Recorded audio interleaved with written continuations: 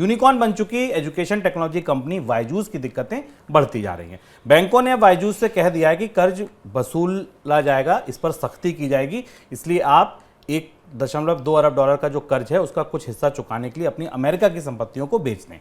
बायजूस की अमेरिका में जो संपत्तियां हैं उनकी कीमत 50 से 80 करोड़ डॉलर आंकी गई है। रिपोर्ट्स की माने तो बैंकों ने कंपनी से साफ कह दिया है कि वह अमेरिका की संपत्ति बेचकर कर्ज नहीं चुकाती तो उसके खिलाफ कानूनी कार्रवाई शुरू कर दी जाएगी। सर, बायजूस की हालत लगातार खराब हो रही है, रिजल्ट देरी से करना आफत बन गया। बायजूस के लिए कई सारी चीज़ें बेहतर नहीं हो रही और अब धीमे धीमे चीज़ें बाहर फिसल रही हैं। पहली चीज़ तो ये कि जो 1.2 बिलियन डॉलर का अरब डॉलर का लोन बायजूस ने अंतर्राष्ट्रीय बाजार से उठाया था, जो लाइबोर प्लस 5% के आसपास था, वो गहरे डिस्काउंट पर है, वो 80 सेंट के आसपास ट्रेड कर रहा है। और इसमें इस लोन की दर में गिरावट के कारण जितने बड़े लेंडर हैं उनमें एक बड़ा हिस्सा अब बायजूस को इस लोन की रिस्ट्रक्चरिंग करने की इजाज़त देने के लिए तैयार नहीं है। बायजूस की वित्तीय स्थिति खराब है, कंपनी अपने नतीजे छिपा रही थी, कंपनी ने अभी अपने यहाँ कर्मचारियों की छटनी की।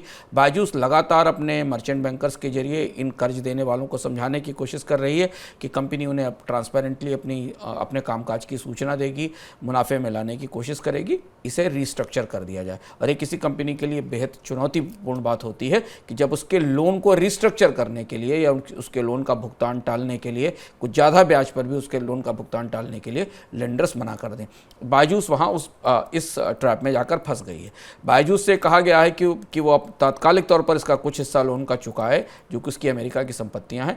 बायजूस ने भी स्पष्ट रूप से इस पर कोई फैसला नहीं लिया है, लेकिन ये सारी प्रक्रिया वहाँ से शुरू होती है जहाँ 1 या 2 साल पहले बायजूस ने अपने पूरे बिजनेस मॉडल में ह्यूज ग्रोथ और पोटेंशियल बिल्ट किया था, और वो बिल्ट इन निवेशकों बनाकर उसे इस निवेशकों को दिखाया गया था और अंतर्राष्ट्रीय बाजार से कर्ज भी लिया गया था।